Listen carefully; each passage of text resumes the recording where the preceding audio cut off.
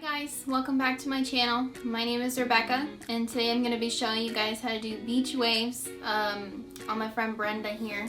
So I'll be showing you guys how to do that today, everything I use, all the products, so stay tuned. And other than that, on my channel I like to show you how to do tips, tricks.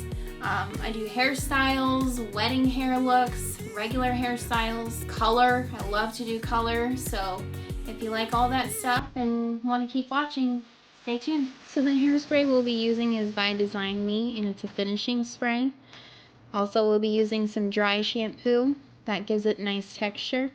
And then we'll also be using heat protection, of course, which is hot off the press, which is my favorite, and it's from Paul Mitchell. We'll be using a flat iron, a rat tail comb, and clips. That's all you should need. Or your favorite curler, whichever. So I start by spraying the whole entire head with the heat protectant spray. I usually do a pretty thick layer all over, and then I brush through the ends. You want to make sure you get that evenly dispersed throughout the entire head. After that, you're going to go ahead and section off the hair. I'm going to show you how I do my sectioning. I do like to do a triangle, basically where the crown is. Normally for finer hair, I find it to give it a little bit more volume at the top.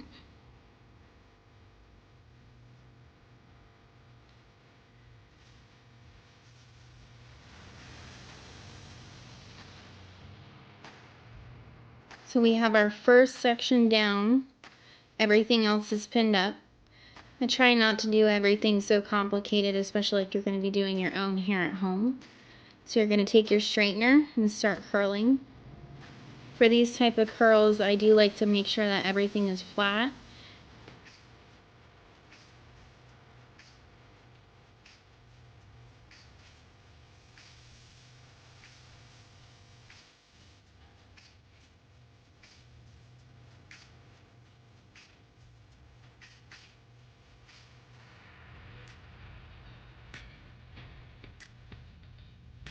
So when you start curling at the front, you're basically just going to curl away from the face. A lot of the times people get confused when they're curling. If you want curls, you're going to alternate which direction you're going to curl in. If you want waves, you're going to curl the same direction for each curl on both sides. So you can see I'm curling away from the face, especially in the front. And then once I get to the back of the head there, then I'll start to change my curl pattern. And then we're going to speed this up just because it's a long process.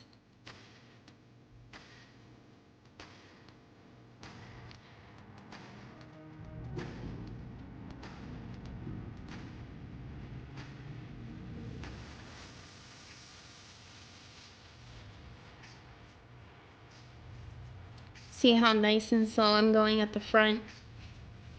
The more you take each section slow, the more curl you're going to get. Or I guess you could say how long it lasts. Especially for finer hair, which curls do fall really easily.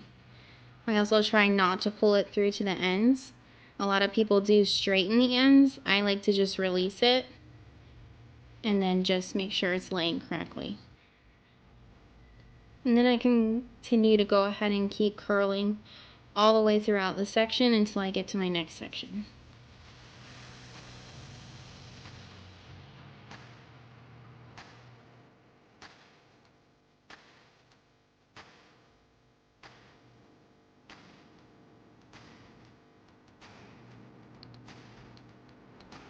Now when you do start to get towards the top of the head, I do like to lift the elevation, which is basically where you're curling. So just notice how I pull the hair out from the head instead of going straight down. When you do that, it gives it a little bit more lift at the root. There it is, nice and slow, so you can see it. And I'm not putting too much pressure on the straightener so that you basically get stuck. That's what happens to a lot of people.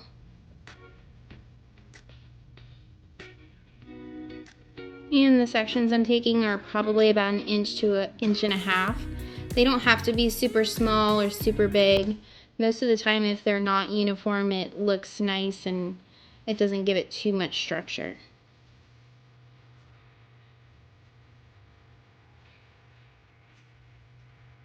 And I'm pulling this curl basically almost right directly off the scalp.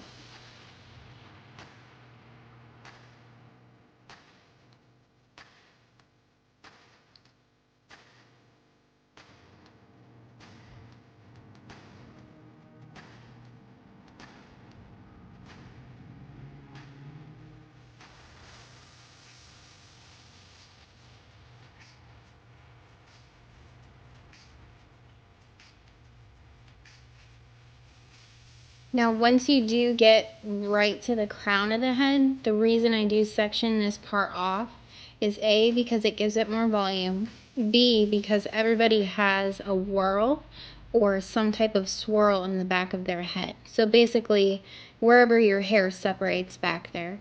So if you curl in a different pattern right there, I've noticed it definitely doesn't show that whirl or swirl as much.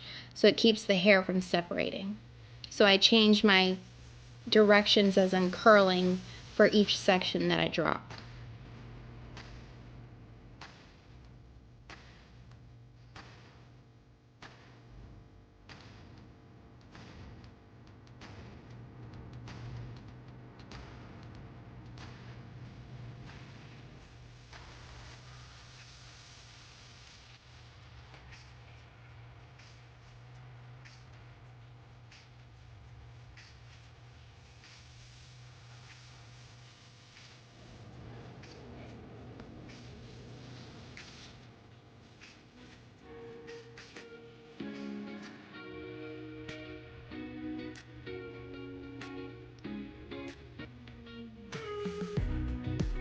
So now that I'm done curling, I'm just going to hit it with my finishing spray. Just one coat all over. You're not going to want to spray that too close to the head. Keep it about a foot, foot and a half away from the head. And then I'm going to go back in with a dry shampoo, and I'm going to concentrate that right now just on the root section. I like to do it all over the head. If you don't want to do it all over the head, you can just concentrate on the top or the crown area, and that's where you want most of your volume to be.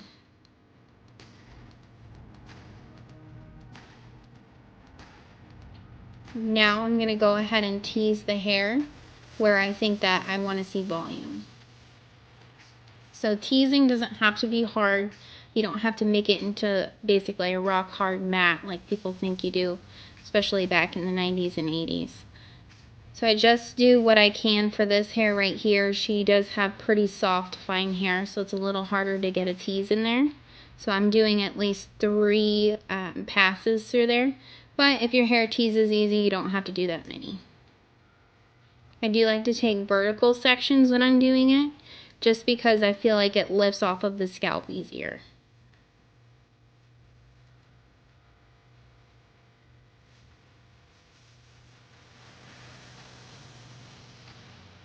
I'm trying not to mess up the curls as much as I can.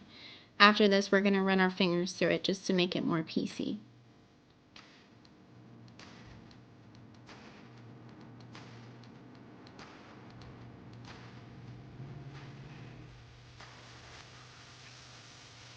So now I'm basically just smoothing out these waves. I left a veil pretty much over where I was teasing, so I didn't tease the very first layer of what I was doing.